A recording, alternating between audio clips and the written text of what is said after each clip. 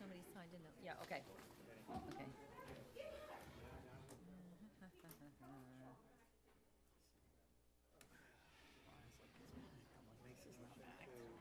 Close your, You got a lot of people here for Okay. the, whatchamacallit. I make a motion, we come out of executive session. Second. All in favor? Aye. Aye. Okay.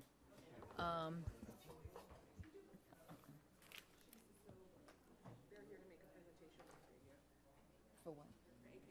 Oh, okay. Welcome, everybody, to the regular town board meeting of December 13th, 2022. Town clerk on a roll call? Councilman Tom Divany. Here. Councilman Paul Valentine. Here. Councilman Jerry Vitari. Here. Councilman Brian Donahue. Here. Supervisor Teresa Kennedy. Here.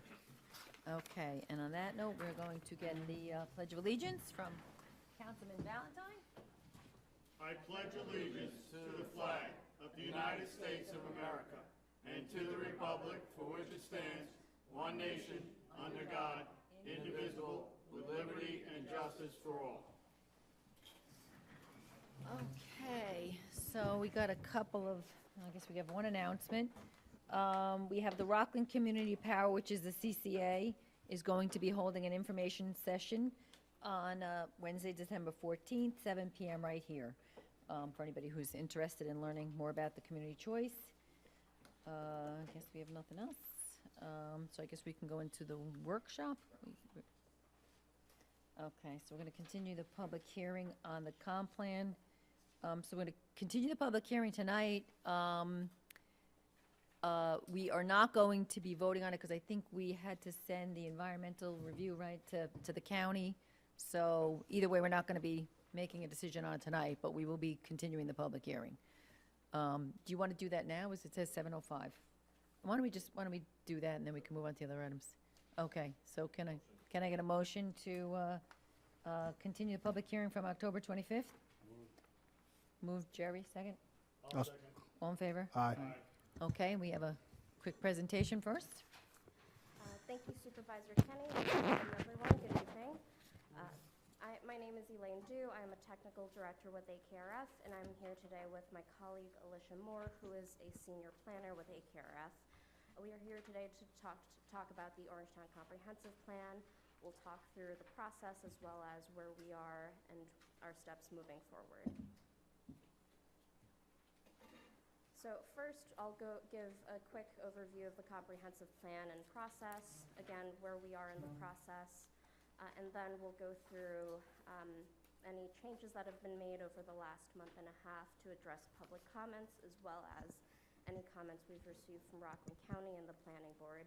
And then next, we will be taking public comments. So this is essentially where we are in the process.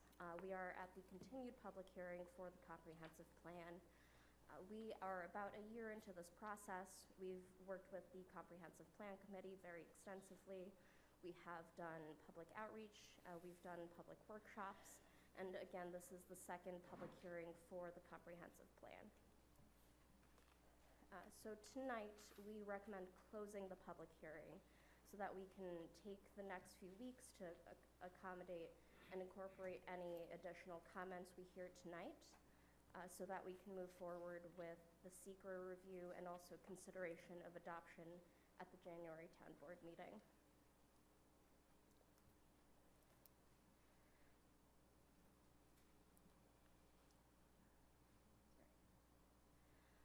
So just as a quick overview to the plan, if you have not seen it, if you want to review it, it is available both at the town board, at the town hall, as well as various libraries throughout Orangetown. It is laid out in 8 separate chapters. The first one provides an introduction and project overview. The second one describes current and future land use, zoning, and design. The third chapter presents community character and historic resources. The fourth chapter is on transportation, mobility, and parking.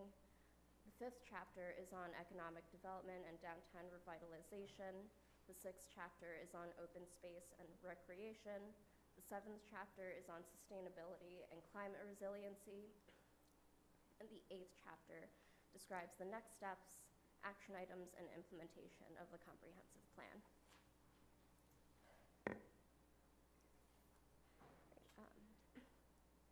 So again, we are here to take public comments tonight.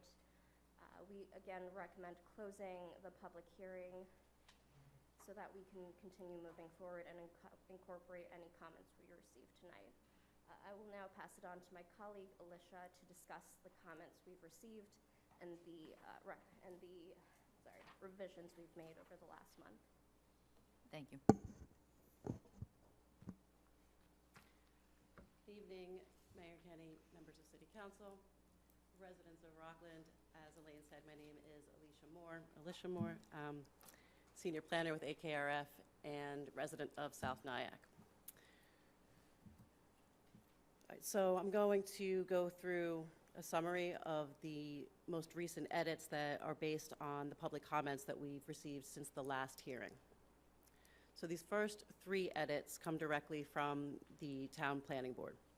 A maximum building height of 3 stories in the downtown areas has been added to keep in context with the existing scale.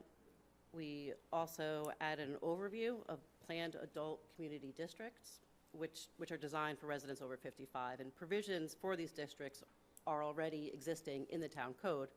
So the draft has just been updated to provide an overview, description, and general recommendation for those districts. We also added the recommendation that parking studies are conducted to determine the actual parking demand, and in turn, where and how parking should be added. The draft also notes that a parking study is currently underway in South Nyack and recommends similar studies in other areas of potentially high parking demand like Pearl River. All right, next, we revised Objective 5 to consider allowing existing industrial or commercial buildings to be repurposed for other potential alternative uses. This would be an adaptive reuse, which is an efficient and sustainable way to adapt to shifts in demand and community preferences. We also incorporated the recommendation to expand the permitted uses in the LILO districts to include compatible commercial uses that do already exist in similar districts in towns. So for example, that might include hotels, pharmacies, and grocery stores.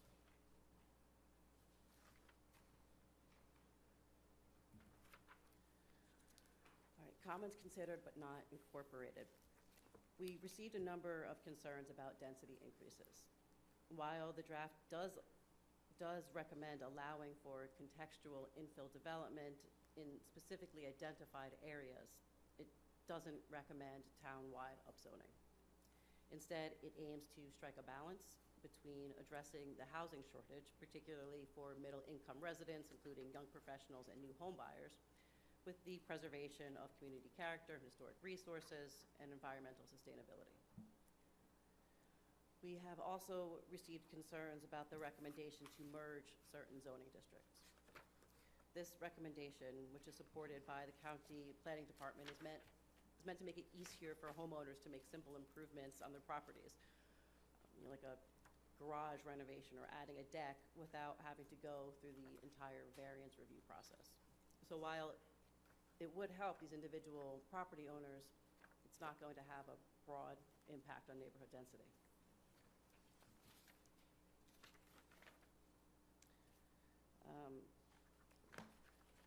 The plan also does recommend working with the county for transit improvements, and we've received comments about this being unsuccessful in the past. However, I think it's important to keep that recommendation in the comp plan, both for future partnerships and because the language is necessary to get certain grant opportunities.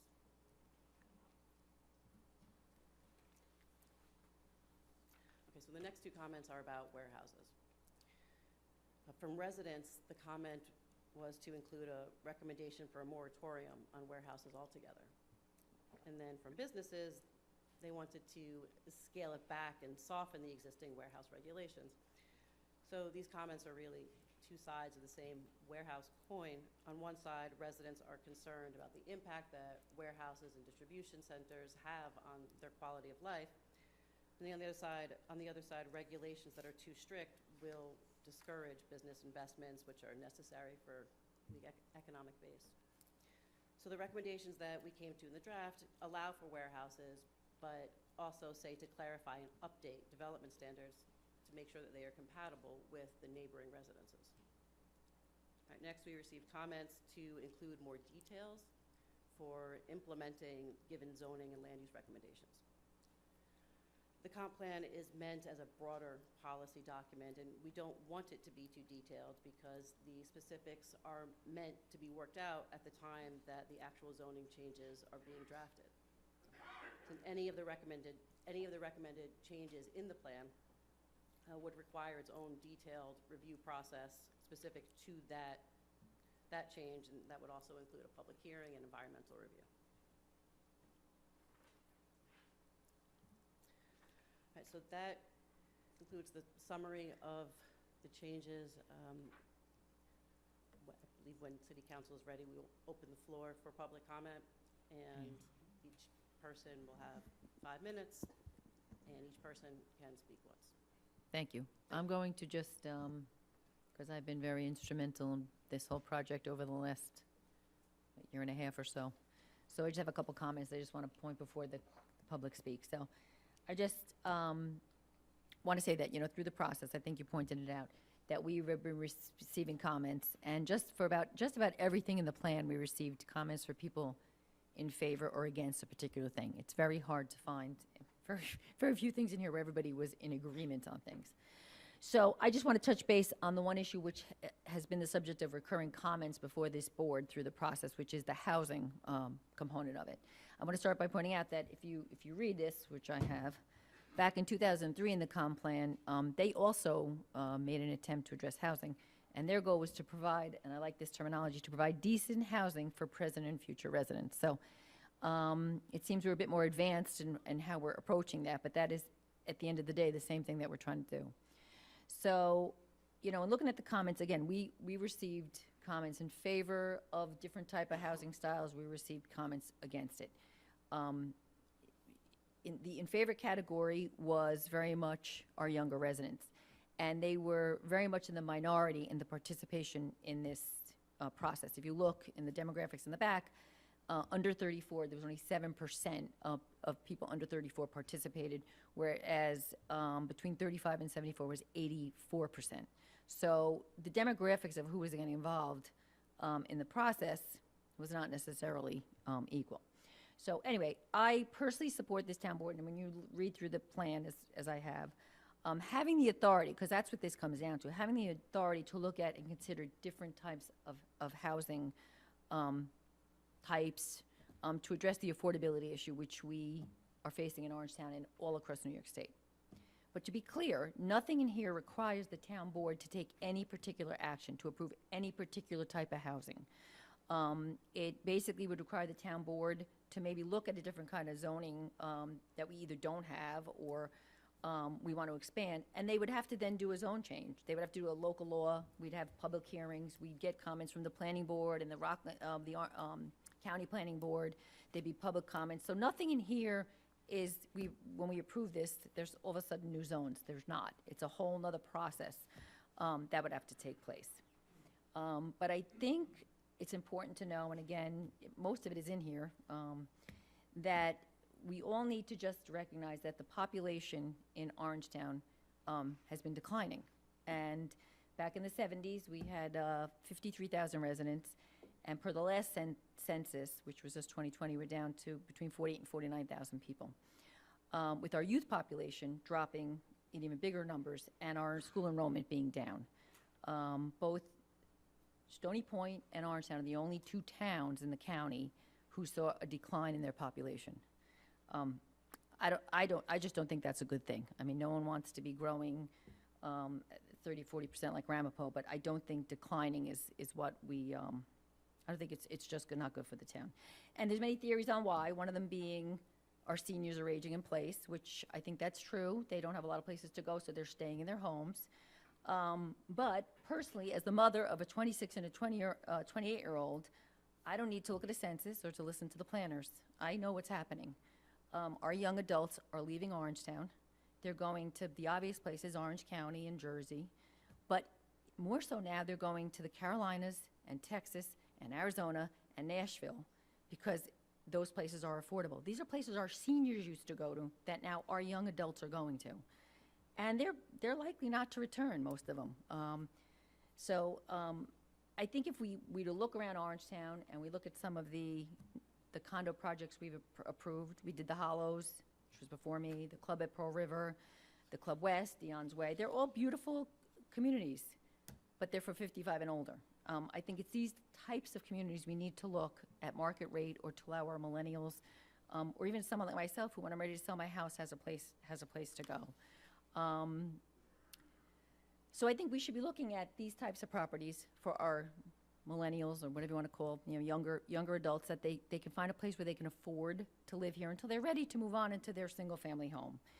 And with that comes mixed-use properties, and these are all planning tools that are being used all across the country and all across New York State to be used. So I think there's something that this board should be allowed to look at. Again, I'm not saying, we want to jump in and do one particular thing, but this board should be able to look and see if this is appropriate for Orangetown at the time we're looking at it. So the other comment I kind of can't help is that I see this theme of overdevelopment, and unfortunately what has come to be, I think any development has come to be overdevelopment. And when I saw the comment saying that in Orangetown there's so much overdevelopment, I'm saying, what am I missing? Because I'm looking at Ramapo and I'm looking at Clarkstown, and we don't have anywhere near the development that they have. I think we need to have smart development, sustainable development, but I don't think we can say all development is overdevelopment. And the other thing I notice is that any mention of multifamily housing becomes high density. Right away, it's high density housing. None of the communities I just mentioned, the Hollows, any of those, they're not high density. They're beautiful, and they're a nice addition to our community. So I think there's a balance. I think you mentioned the word balance. I think that's extremely important when you're doing these. There's a balance between appropriate development, and I think personally that allowing the population to continue to decline and not doing anything about it is not the answer. I think that, if you do that the change that you don't want finds itself here. So I think we need to take control. Just as a reminder, it was just last year when New York State was considering the accessory dwelling units, where they were considering making it a state law that local municipalities could not prevent single-family homes from having an accessory dwelling unit. This board was totally against it. We wrote letters, we were against it. It's against home rule. I'm totally against it, but I think we all need to recognize that they were doing it in response to the housing affordability issue that we have here. So rather than let New York State intervene, I want to see the town of Orangetown, through this comprehensive plan, give us options to address the affordability issues that we have here right now.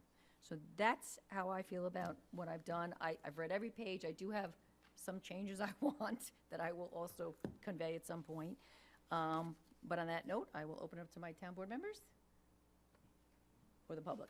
Okay, so the buzzer's not working. You have 5 minutes because you got it to work? Okay, so there's 5 minutes, and so no one signed up for it, so anybody want to speak, please just raise your hand. And I see a hand in the back, but I think it's Barbara. This is just about the comp plan. This is just the comp plan.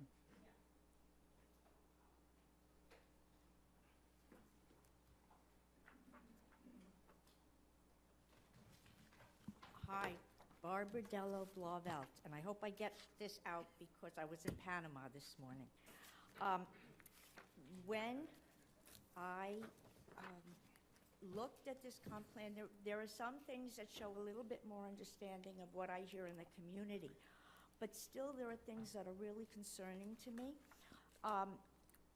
One thing was the fact that in speaking of this multifamily or other housing options, which have many names. It could be cluster development, it could be missing middle, there's like about 6 names to say we need apartment buildings, and condos. But what I wondered is, I'm sorry, I lost my train of thought.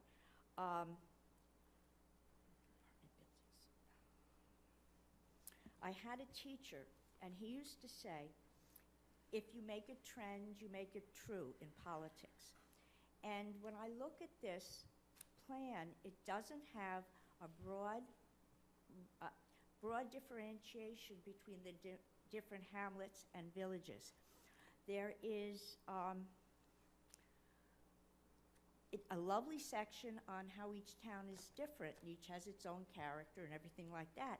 But then when it comes to housing, it kind of comes up with this, you need a little store area, you need a transition zone, which is another name for multifamily, and you need, and sometimes the multifamily is called green development.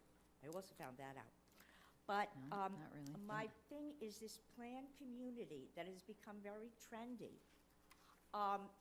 is maybe not right for each hamlet. I also wanted to bring up public art, particularly in street venues and things, because public art has very little regulation. People go to the Supreme Court and say it's freedom of speech. So in Orangetown, in Cottage Lane, there was almost a war. And the whole half the school board, all the people running, were turned over because somebody painted a painting and was posted that attacked the police. And it was inappropriate, but it was art. So there was a big thing whether you were doing what was art or doing. So I think art, public art, private art should be inside. So parents can decide if they want to take their kids to see pornographic art or hate-filled art or political art. So that's just something else to think of. I found it a little bit misleading when they were talking about which communities would be appropriate for putting more industry and more development, like maybe these transition areas. And they said Orangetown. And what they said is it was about equal the number of respondents who said they wanted a lot of development and the ones who said they did not want development. So those two numbers were equal. But then there was a whole other section which said, want things to stay the same. Now, I would read that as, don't want more development. So if you add those two numbers together, then no longer is it equal. So you really have to read it carefully to see what could be done with the words in that comp plan. And I am very grateful to hear that we are not bound by this, as it said in the previous version 3 of the draft. I also noticed in terms of the make it trend, make it true, bicycling is trendy. It's healthy. But they did have a survey or something in the plan which said like less than 1% of residents said bicycles were their means of transportation. And yet, there's a whole lot in the plan saying taxpayer dollars for all the residents, from all the residents should go into building bicycle lanes all over the place. And truthfully, my experience and the experience of people I've talked to is that a large majority of the bicyclists are people from New York City or other areas who want to ride through Orangetown to get up to Bear Mountain and upstate. So it's not even really something specific. I think it's very wise to keep the rail trails and the different trails separated as the stoplights separate the traffic on Orangeburg Road, like Dennis Troy told me. Barbara, you're going to have to wrap up. Okay, I'll wrap up, but I'll just say, in all this talk about housing, why not ever consider housing for young people as starter homes or mother-daughters, where you would have it where the primary house would be large, and then people maybe in their basement or the That would be, okay, Barbara, you're going to have to, because we Okay. have a lot of people. I'm Mother-daughters, sorry, I but don't mean would to. say I think that's also an accessory consider dwelling unit, which we were against, but okay. Pardon me? I think that would be considered an accessory dwelling unit if you're talking about a mother-daughter. That's, but Yeah, a lot of okay, people that's love okay. it, We're not like gonna, them. we're not gonna Okay. debate it, so.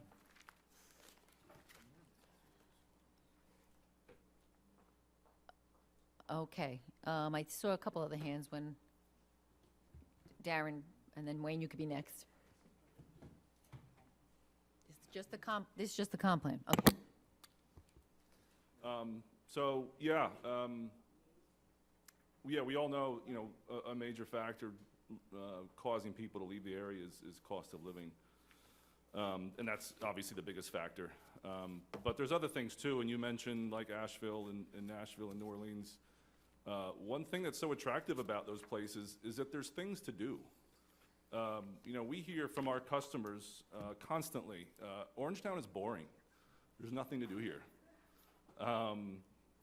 And so, you know, businesses and institutions that provide things for people to do, you know, we need to preserve those and we need to protect them. And that's, you know, and obviously I'm talking about Van Houten Farms and Rockland Cider Works. And not just things to do, but also, you know, other quality of life issues and other, you know, other items in the comprehensive plan, environmental issues, open space, economic development, community identity, not to mention, you know, the history. You know, we're probably the oldest business in the town, and we very well might be the oldest family in the county. So, you know, we need to treasure what we have here. The farm is already providing a lot of what this comprehensive plan, you know, recommends. We should be working to preserve the farm and doing what we can to promote it. Thanks. Thank you. Wayne?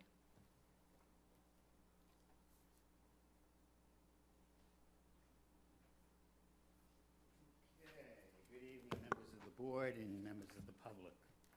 I'm Wayne Gavioli. I live at 14 Warrant Officer Bauer Lane in Orangeburg, New York. You talk about people leaving the town. Within the last 2 years, 4 of the families of my subdivision left. Do you know why? Because on January 1, they wake up to a $36,000 tax bill. $36,000. That is a tax bill you impose on them and the school district does. They don't want to pay it anymore. It's not because this is in a beautiful bucolic town. It's because it's the cost that is being strangling them. So they leave. They leave. The master plan is a vision of our future. I urgently suggest to this board it not be adopted. I reject the comment by a consultant that no further public comment be allowed. Where and when were all of the environmentals done? I don't have them. The law is clear. Environmentals are supposed to be done at the earliest point in time, not at the end of time. Not at the end. I don't see that. That is a direct violation of every single case. Now look, I'm no novice. I helped write this code that you exist under and the master plan. I am the only attorney in this county who defended the master plan and the zoning code to the Court of Appeals, the highest court in this state. And I won. I won. 5 of 5 justices agreed with me. This town is fine, Mr. Gavioli. It has a diversity. It has industry. It has low-density housing. It has mid-rise housing. We don't see any problem with it. 5 justices of the Court of Appeals agreed. Be careful what you wish for. Be careful. Because you want more density. Okay. Last night I was asked by community residents to address the town of Ramapo. I'd like to take you through the town of Ramapo. The disaster that it has become. The disaster. The congestion. The street traffic. The inability to park. It is a 100% disaster. And I was before the town of Ramapo last evening. on behalf of the community residents to stop it. Don't bring it to Orangetown. If you have no idea what you're doing, let me take you there. Because I have represented the community over there numerous occasions. I have been in court with them on numerous occasions. And it is not a pretty sight. It is not a pretty sight. High density brings what? Brings congestion. High density brings what? Higher crime. High density brings what? More municipal services and higher taxes. That's what high density does. You're worried about losing population and increasing the density. But what is the consequences of that? I notice how the plan is kind of slippery and slide about the zoning for housing. We have a floating zone now. We want to consolidate zones now. You know what the Court of Appeals said to me? Yeah, you got some very low density, but you got high density too. Not a problem. Not a problem. No, we're going to consolidate them to increase that density. And therein lies the problem with this plan.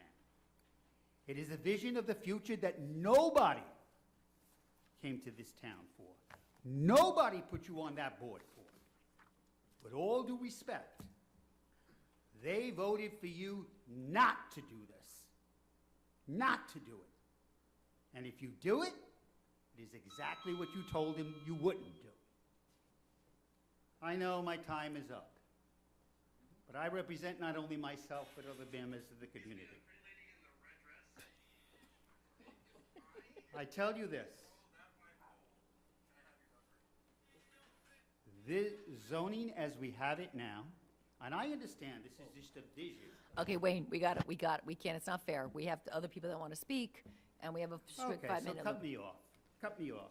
I cut You know- Barbara off, I gotta cut everybody off. I don't, Well, you It's are. not cutting me off. selective. I mean, because these people have had a numerous amount of time to propagate their plan, and other people should have okay. the Is there same anybody right. else who would like to speak on the comp plan? Note my objection Uh, to closing the public hearing. Note my objection to you cutting me off. Okay. Mike? We're not closing the public hearing. It's going to continue. Well, that's what they requested. Right, okay. That's not what they get.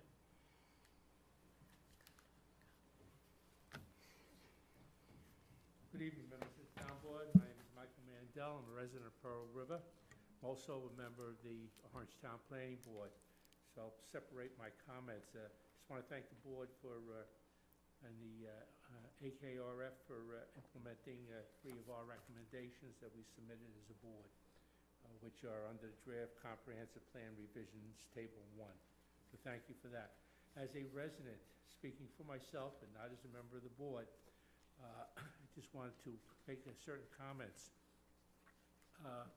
Regarding the comp plan revision 1, revision edit, you speak about recommended adding new permitted use in LILO districts already permitted in commercial districts. That seems fine. Just ask that you remove one item from there. That's motel. Looking around the county, they usually fall into disrepair, to describe them nicely. And that's my opinion of it, but if we take a look around, I think that's something that should be removed. In table 2, comments under, which were not incorporated, you talk about increased density, and in my opinion, would change the character of the various hamlets and villages in the town, especially the comment that talks about, and I think it's the first comment, affordable and workforce housing. These terms should be clarified, defined, and added to the comp plan so that we do not wind up with housing projects. And I have nothing against housing projects. I grew up in one in New York City. But the city has infrastructure which can handle increases in population that would be brought back. But in suburban areas, this density brings an increase in school-aged children, resulting in increased school taxes, which are already too high. not the county or town taxes I'm talking about. These taxes, which will remain fairly flat due to fiscal responsibility that our municipal governments seem to take as their duty, not like the school districts who feel that they have unlimited spending powers. If we do bring in housing projects or things to that effect, it does put a strain on our current municipal services, which in turn would produce problems for us and our budgeting responsibility. But it's there to just look into that. That's my comments on it. Most of the other stuff look fairly good. Thank you for your Okay, time. thanks, Mike. Eileen, did you want to speak?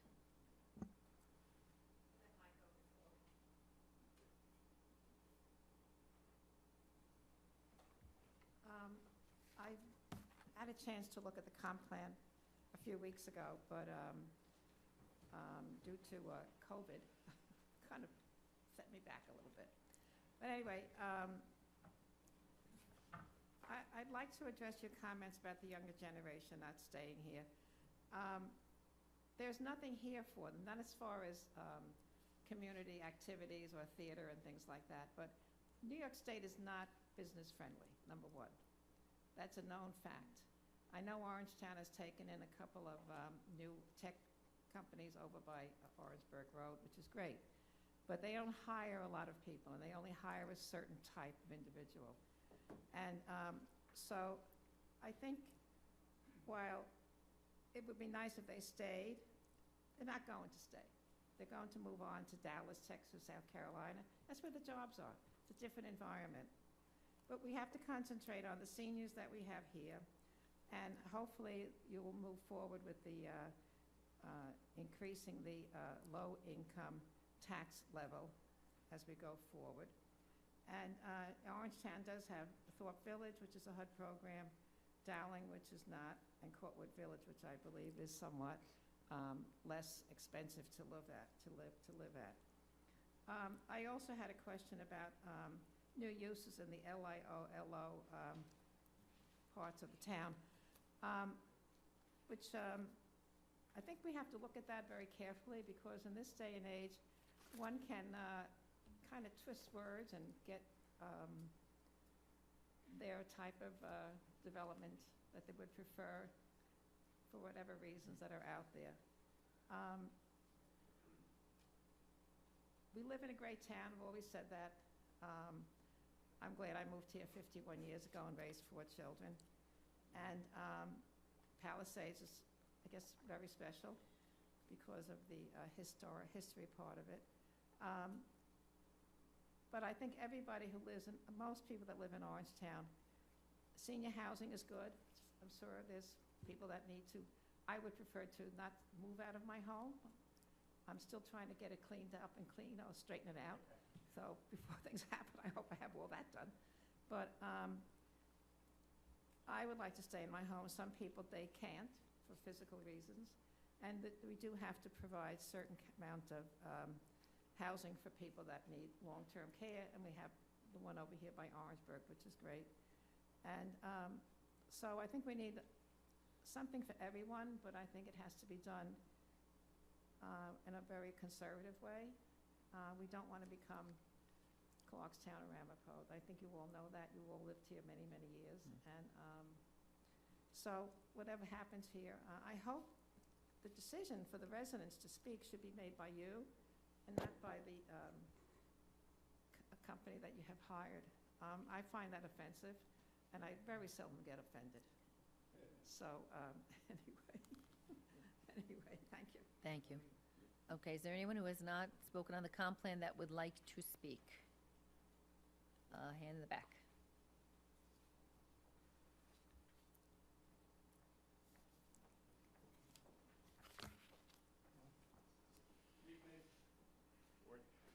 Mark Griffith. I have a business at 59 East Central Avenue in Pearl River called Griffith Agency. We've been there for many, many years. I'm a resident of the town of Ramapo, and I agree with some of the statements that you made, and I pay taxes there, and I pay taxes in Orangetown, too. Thank you. Thank you. We appreciate it. Thank you. I was chair for a number of years when it existed of the Pearl River Downtown Revitalization Project and worked with Dennis Troy and some other members of the board and citizens community. And at that point, we were trying to complete a project started 20 years ago, I guess, by Bob Bergman and my dad, to get the wires down out of the central business district in Pearl River. If you drive down to Westwood, New Jersey, Allendale, Hillsdale, you'll notice that it looks clean and nice, and you kind of figure, what's the difference? It's the wires. The wires we have now are worse than they were 5 years ago. There was a project that the town had started a number of years ago getting wires down, and they've completed maybe half of it.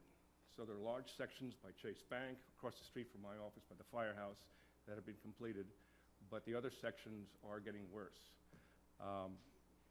What we've done is we work with Orange and Rockland, and they've gotten the power lines down from virtually every pole in the central business district. So those poles are not used for power anymore. They're just used for cable TV, so Verizon and Optimum. We've gotten poles installed behind all of the buildings, so those wires, instead of coming from the street in Pearl River, can be served in the back.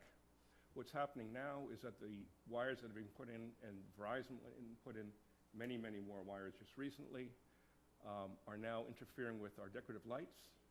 They're being looped through the trees, so we're going to have problems with the lights and with the trees. A number of years ago, we had it almost done where this whole section, which we called Phase 1, was going to be taken care of, and we only had to relocate power from Daniel Gallery to the back. There was one spot being served, but the rest of that whole section is not getting power from Orange and Rockland. Those wires there are not being used. I did contact the supervisor's office and did work with Allison, who asked me to go through and find all the poles, get the numbers off the poles, get the addresses for each of the numbers off the poles, and submit that to you to help. My request was just that we tell Verizon and Optimum, please move the wires. Don't put any new wires on Central Avenue. Feed from the back pole. I had Verizon files put in my office. They came from the back pole, not from the front. I just asked them to. And it would seem if the board would just say, don't pass a law, whatever, just tell them, we would like you not to put wires on these, string any new wires on these poles, and any new connections served from the back, so we can eventually get those wires down, have Pearl River look nice. I've taken some photographs of what I'm referencing, but we have more wires, again, now than we had 5 years ago by many fold.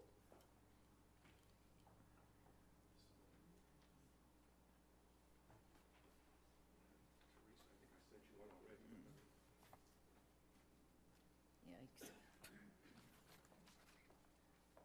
Yikes. It's basically a very inexpensive, cost-effective way to make the community look so much better, and I thank you for your time. Thank you, thank you. Okay, anybody else who has not had a chance to speak, that would like to speak on the comp plan, please raise your hand. Okay, seeing none. Are we closing or are we adjourning? Motion to adjourn To continue. continue. I lost my Eddie, you want to speak?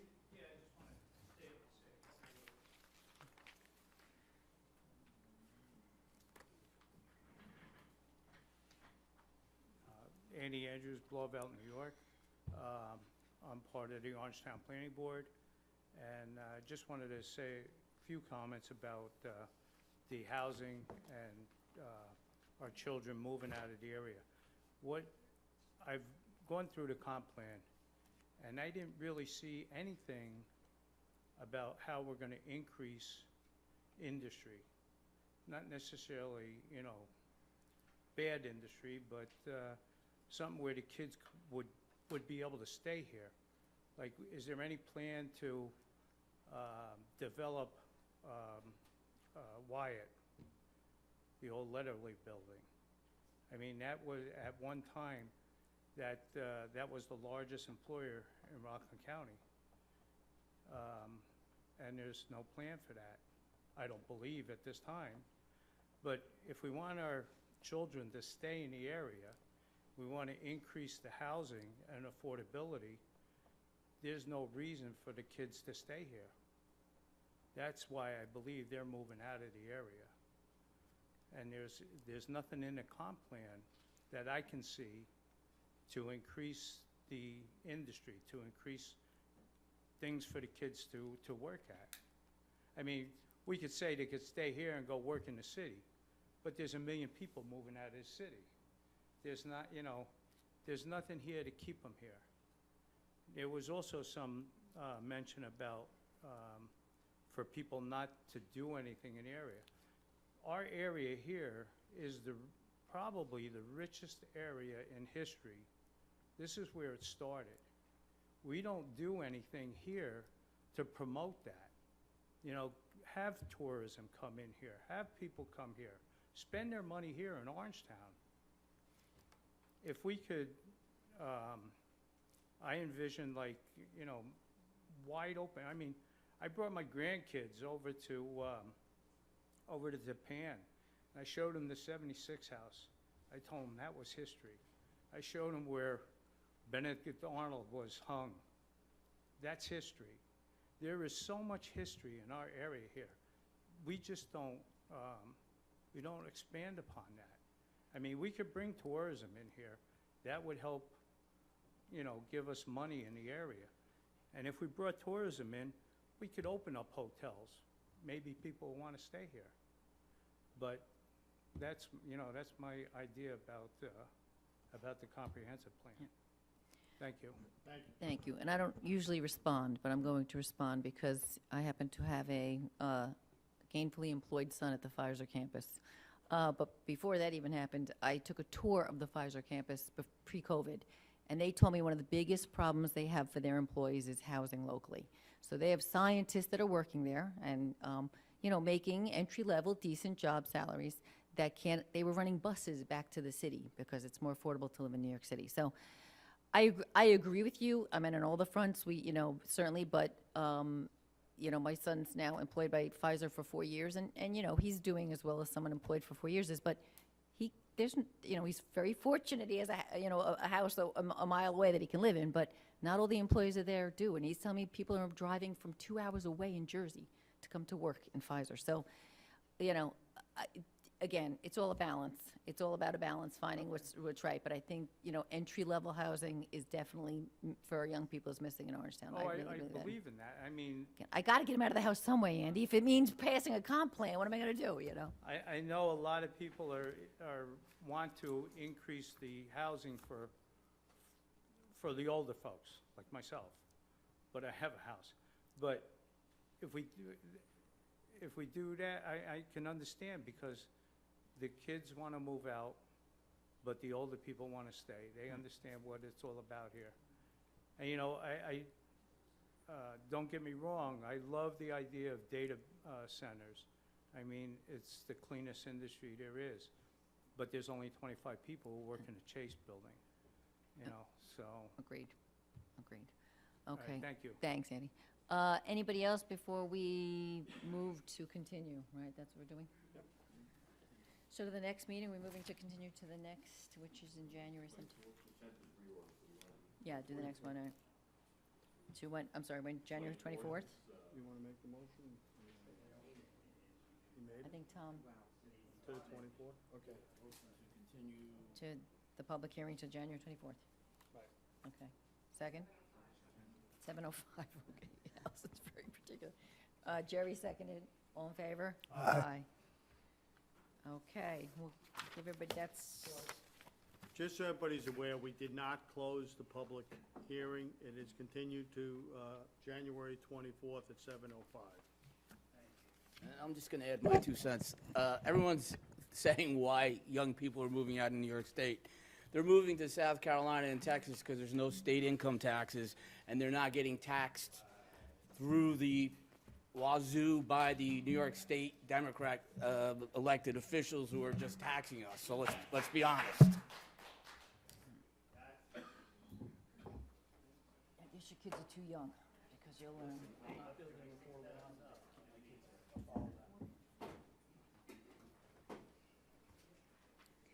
Gonna go backwards in Orangetown. Oh, yeah, got a workshop, okay. Okay, so we're just gonna jump back into the workshop, and then we'll come back to the public hearing on anything else that anybody else wants to speak. Okay, so the next one is an proven agreement with Solar Sim Flood. This is a community solar program, so the community choice program was going to be you had to opt out. And we know how much people hate the opt-out. So this program is an opt-in program. Basically, residents can opt in, no cancellation fees, guaranteed 10% reduction if they enroll in this community solar program. So it was a better fit than doing what the CCA wanted. And again, nobody has to do it. If you do it, you get 10% guaranteed savings. Number 6, authorize the Christmas tree lighting company, which I think is done already, so that's done. In Pearl River, 2023 is the agreement with the Hudson Valley Humane Society, who we are very pleased with. Number 8 is authorize the agreement with Vortex USA. This is for the Veterans Park splash pad, which we are counting the fingers, keeping our fingers at it in time. I said I'll be out there with a hose if it's not in time. Number 9, authorize demand for payment of Orangetown Metro Sports Club for non-resident fees. So, just, I don't know if you want to talk about it, anybody want to workshop it, or you just want to, everyone's good? No, yeah, I'm good with it. Okay. Number 10, Maloney subdivision, this is a partial release of a bond related to a subdivision. Number 11, approve an RFP for sidewalk saw cutting from Precision Safe Sidewalks. It's under highway. Number 12, Traffic Advisory Board, improve the installation of a stop sign on a 6-month trial regulation on Deirdre Street and Washington Street. This is at the recommendation of the Traffic Advisory Board. Number 13, approve lend assistance for the Volunteer Fire Association of Japan Holiday Drive-Through. This is it's coming up Saturday from 4:30 to 7:30, if anybody's interested. And then we have the vouchers. So, can I get a motion to open the public comment? Motion to open public comment. Second? I'll second. All in favor? Okay, so, anybody would like to speak? It's 3 minutes for the public comment. Nobody signed up, so if anybody would like to speak, please raise your hand. Mike?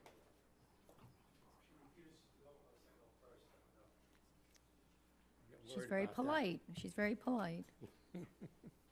Good evening, members of the Town Board, Supervisor Kenny. Michael Mandela, resident of Pearl River. Supervisor, you just mentioned the Rockland Community Power Energy Program. Are they coming back again? Because their last letter said they won't be back until the spring, maybe. Yeah, let me just stop the clock there, Austin, real quick. So what happened was, when we had locked in 2 years ago, we ended up, again, really getting a great deal. I don't think we realized it. In hindsight, we realized how great it was.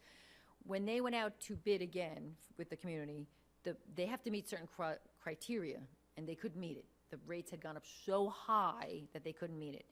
So they kind of put it on a temporary hold, and then they looked at all these factors. We spoke with Jeff about what rates are doing, and they went out to bid to start in the spring. So yes, we're on a temporary hold between now and the spring. Letters will be going out. It will be starting up again April.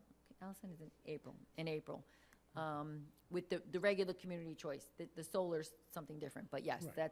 I know it caused confusion. Tell me about it. It was. Yeah. No, I had the regular one last time, and it was Yeah, very we ended up good. saving a lot of money on it, right? Yes, You know? definitely so. Okay, thank you. That You're answers my welcome. question. Okay, Barbara?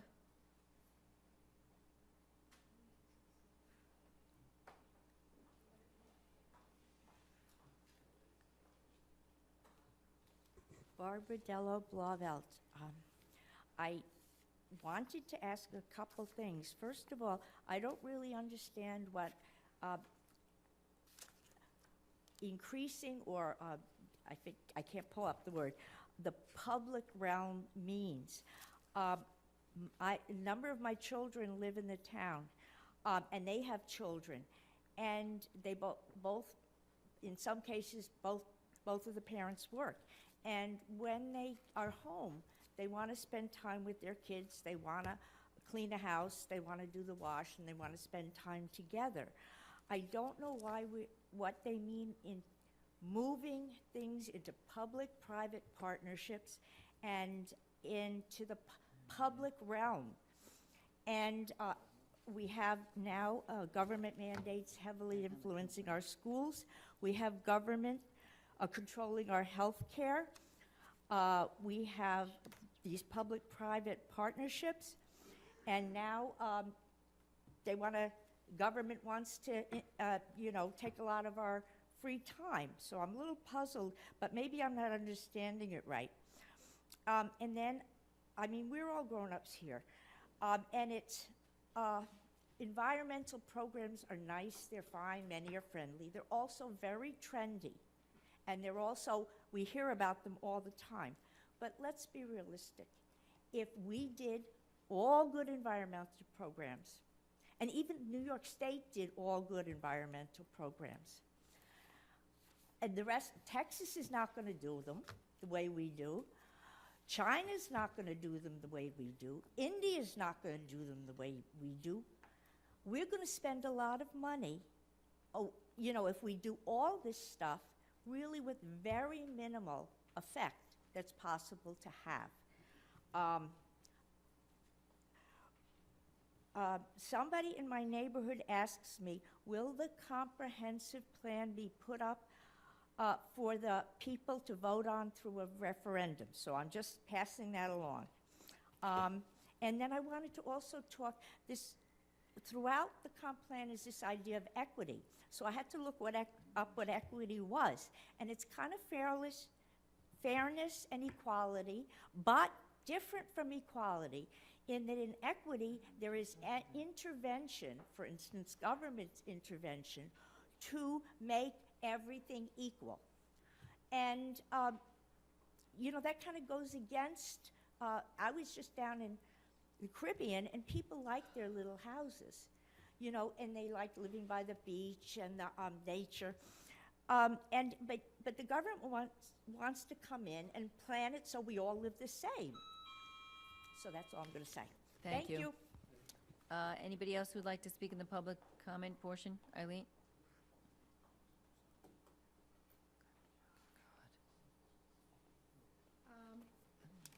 I'd like to bring back the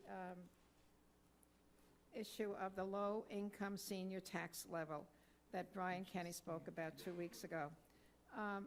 I know there was, I think he said there was a comment made that all the taxing agencies would have to have input on it or approve it. I was wondering, has there been any kind of a letter sent out to these taxing agencies about approving this, which would go into effect in 2024?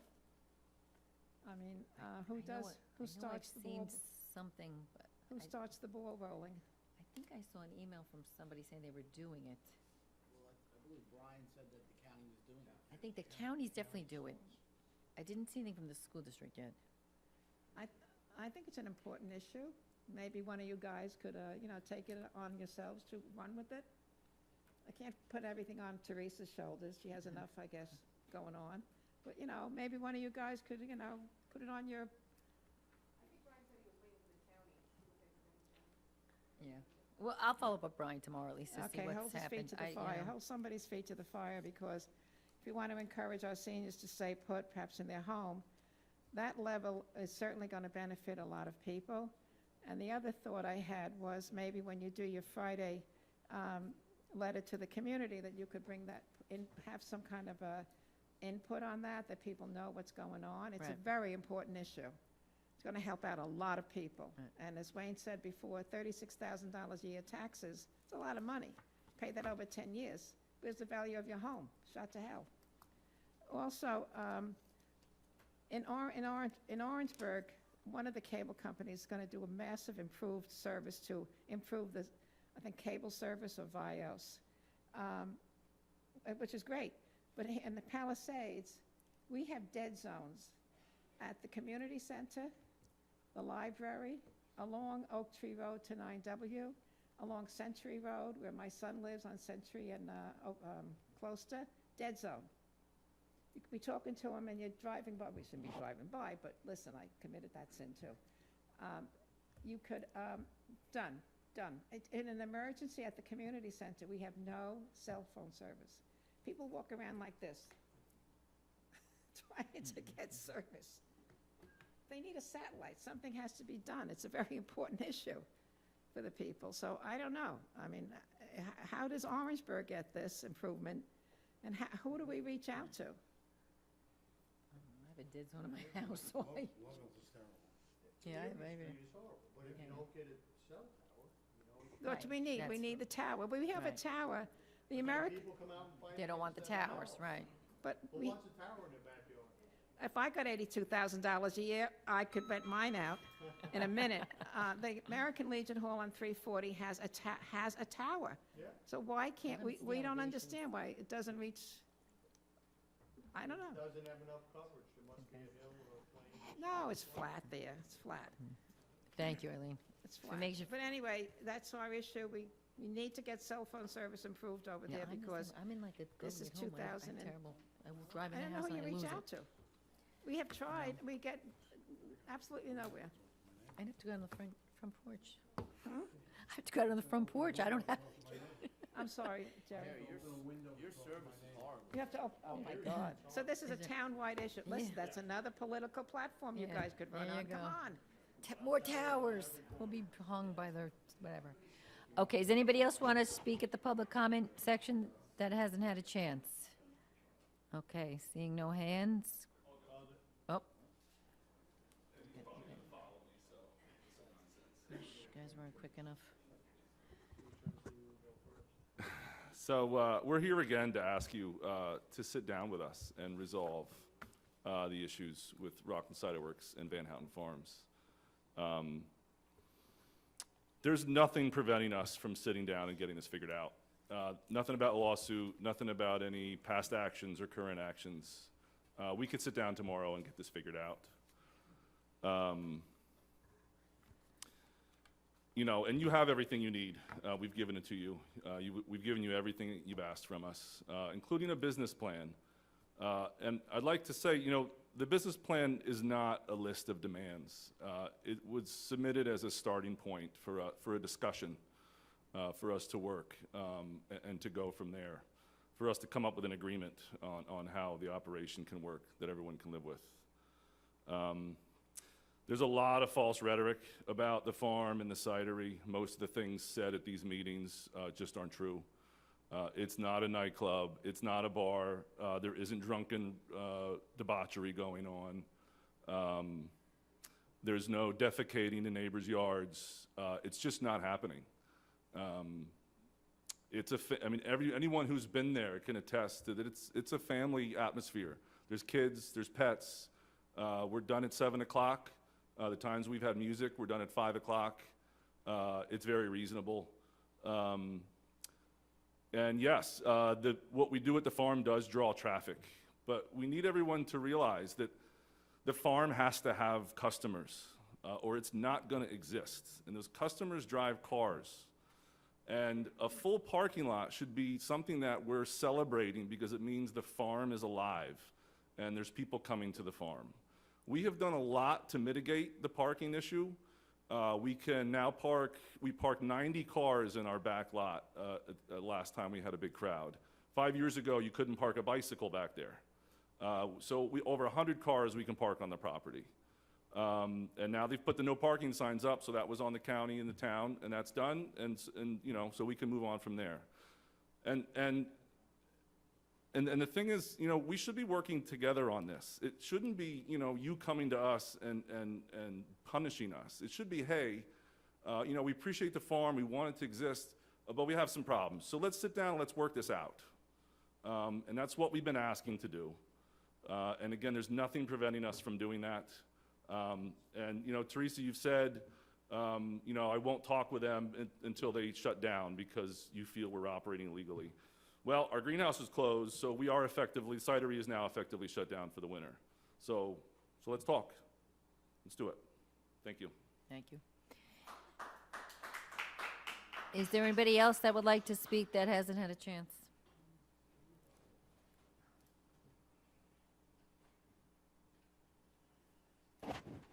Good evening, Jerry Goggins, 66 Sickletown Road. There certainly is a lot of fantasy stuff going around.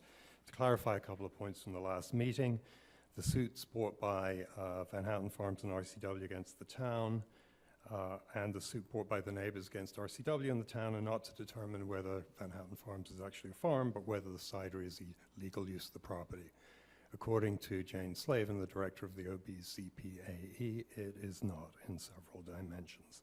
Secondly, no motion by the neighbors has been dismissed. The neighbors requested a TRO, but the judge retired before ruling on that, so we're waiting for another judge to be appointed.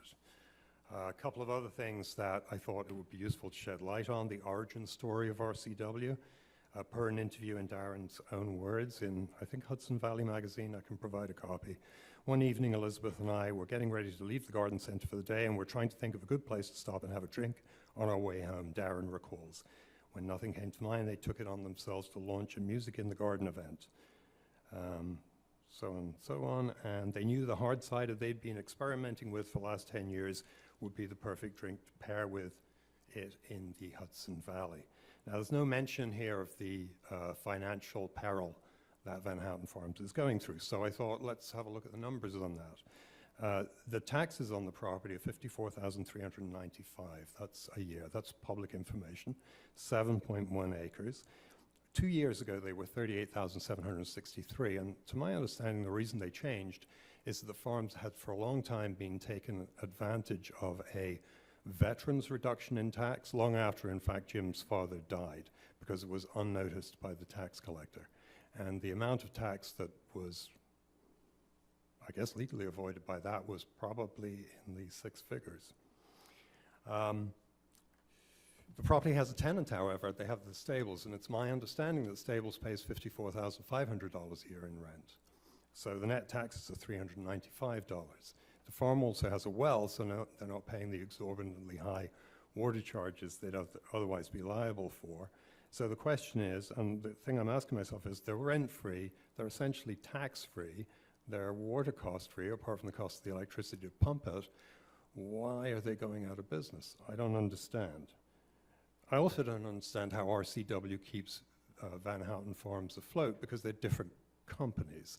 Now, Van Houten Farms is now part of the trust. RCW LLC is a completely different company, and in their SLA application it says, in a question, does or will anyone other than the applicant's principals share on a percentage basis or in any way in the receipts, losses, or deficiencies of the business to any extent whatsoever? To which the answer was no. It would appear to mean that RCW cannot cover VHF expenses, which brings the question of where do those dollars go to? I'll continue at the next meeting. Thank you very much. Thank you. Is there anybody else here who has not had a chance to speak that would like to speak? I'm so, Elizabeth, we can't, yeah, we can't, you know.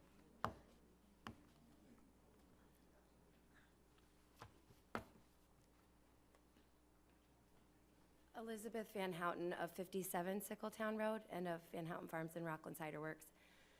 I'm not prepared to speak, but I had to answer to what Mr. Goggins at 66 Sickletown had to say.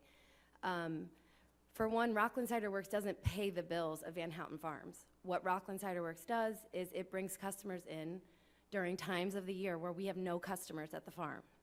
And then customers spend money at the farm, which helps the farm stay open and viable. It also allows us to keep people employed for the year, so we don't have to lay people off.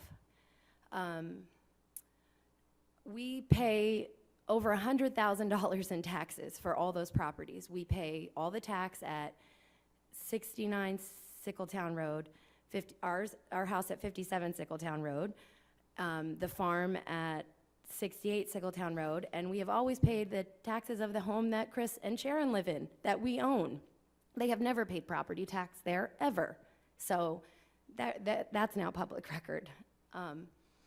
So it's really upsetting to have someone come up and tell how your business is run or that you have money when you work every day. I'm in Long John's. I've been working since 6 o'clock this morning with a cold. I'm in Long John's because I came straight from work. I don't want to be here. I want to be at work. I want to be saving the farm and doing the things that Darren and I have been fighting to keep this thing going. And I keep asking myself, why do I bother? I'm married to Van Houten. I don't need to be here. I don't want to be in Rockland. I want to move to North Carolina. I don't want to pay $28,000 for a property tax on my house and live in this great big house. For what? For nothing. I have no kids in school. The roads are terrible. I'm not utilizing anything.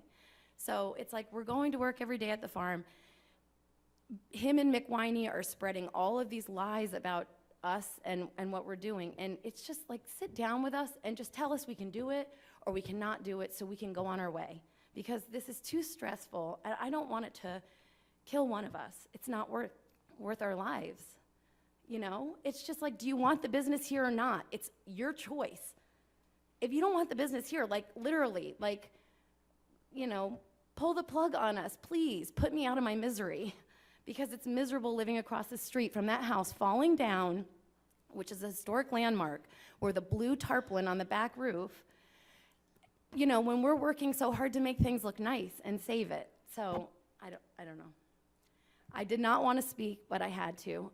Please, please, I am begging you. I begged you the day that we sat down. Just let us work. Tell us what you want. What do you want?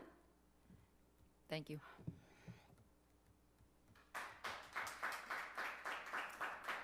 Is there anyone who has not had a chance to speak that would like to speak? Okay, can I get a motion to close, please? Oh, yeah. I make a motion to close public portion. All in favor? Aye. I think, I don't know who's saying. Jerry. I thought it was Jerry. I was like, okay. Okay, we're gonna move on to number, I'm gonna make a comment. if Okay. no one else is. go ahead. All right. I made this comment last week, I'm gonna make it again. As a small business owner, it's very difficult to run your own small business, and it always amazes me how other people tell me how much money I'm making or how well my business is doing when they don't run a business themselves. So I find it amazing how people can spend other people's money. So I don't accept that at all. I think I drive by Van Houten Farms on a daily basis, sometimes 10 times a day. And the majority of the days, if there's one car in that front parking lot or two cars for the whole fall, winter season, that's a lot. And that's a big piece of property to keep running on a few months of selling plants inside of a greenhouse. So I support the farm, and I would like to sit down and come to a resolution. I think enough is enough. I find it amazing that in the summer you could have 50 or 60 people inside of a greenhouse looking at tomato plants, but you can't have 50 or 60 people in there for story time or a band or whatever you want to do. Either people are allowed in the greenhouse or they're not, and you should be told what you have to do to make it safe, or not. If you can't use the greenhouse, then you'll have to take it down and put something that you can use, but you should know what avenues you have to do. Even if Rockland Cider Works is not permitted, you could still hold functions at the farm, teaching people how to grow plants, having classes for kids, whatever it is. But you should be allowed to know whether you can have people in a greenhouse or not, and what you would have to do to make it safe or not. There should be some direction. And it's upsetting to me that all we keep being told is the use isn't permitted, we're not going to talk with them. So I'll sit down and talk with you, and I'm hoping I can get another board member to sit down and talk with you too, and hoping we can come to a resolution. We're not supposed to talk about what's going on with court and whether the farm is permitted or not, whether it is a farm or not. I'm not talking about the zoning from my personal experience. That's been a farm since I've been here. It's been a farm before I was born. It's been a farm which predated zoning, so how it can now not be a farm is amazing to me. But I think it's a farm in my personal opinion, but I'm not the authority having jurisdiction, and I'm not the judge. But I can come to a compromise, and I think the town should come to a compromise. And I'm willing to sit down and talk with you all. Thank you.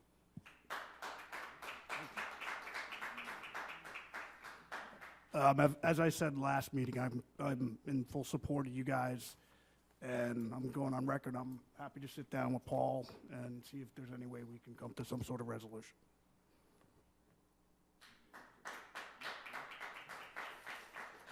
Okay. Okay, we're gonna move on to, unless, no, okay. Move on to, agenda number 5. Approve the agreement with Solar Simplified for a community solar program for 1 year. Can I, and this is no cost to the town, by the way, so, can I get a motion? I'll make a motion. Brian, second? Jerry, all in favor? Aye. Authorize the Christmas lighting company to put up poly lights in downtown Pearl River. That's coming out of the parking district money, to the extent anybody cared. Motion, Moved. second? I'll second. All in favor? Aye. Okay.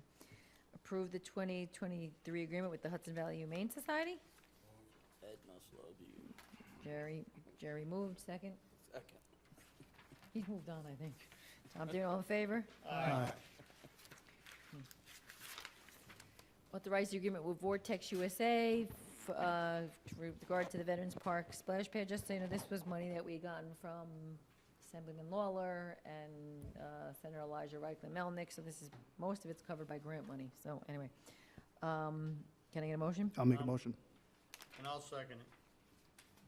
Who, Brian moved it, Paul seconded it. All in favor? Aye. Okay. We're gonna have adult night at the splash pad. I'm ready. You're gonna have to leave your cell phones at the door, though. No one's gonna be in a bathing suit.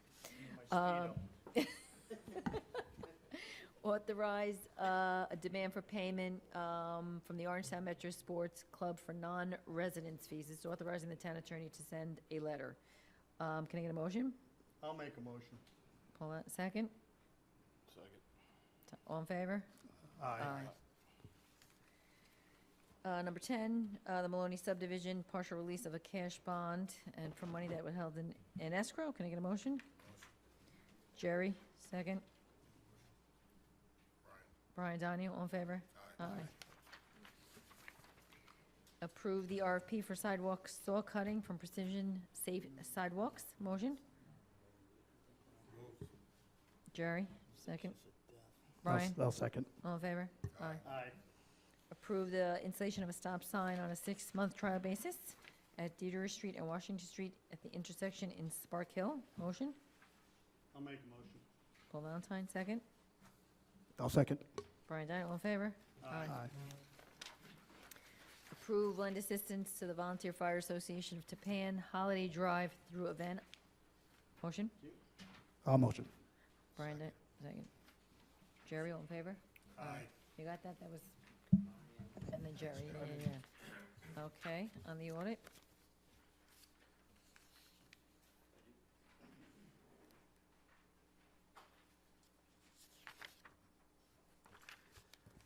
Okay, tonight's audit consists of 2 warrants for a total of $2.9 million. The first warrant had 29 vouchers for $18,000 and was for utilities. Second warrant had 152 vouchers for $2.9 million, items of interest. Number 1, Atlantic Salt, $33,000 for highway salt purchases. Number 7, Goosetown, $32,000 for police equipment leases. Number 8, Foreman Brothers, $339,000 for milling and paving. Number 10, Department of Civil Service, $950,000 for healthcare benefits. Number 13, Tilcon, $256,000 for milling and paving of Erie and Highview Streets. And number 14, Vanis Construction, $1.1 million for the new Town Hall GC bonded money. Any questions on the audit? Motion to accept the audit? Tom, second. Jerry, all in favor? Aye. Okay, we are going to have a executive session to discuss the proposed acquisition, sale, lease of real property when publicity might affect value and matters related to employment. We are not going to be coming out and voting on anything. We do have a couple of adjournments in memory of. We have John Cunningham, a resident of Pearl River, Kieran Green, a resident of Pearl River, and Brian Lenahan, a former Pearl River resident. Tom, do you have any move? Let's go into executive session. Second. Jerry Vittori, all in favor? Aye.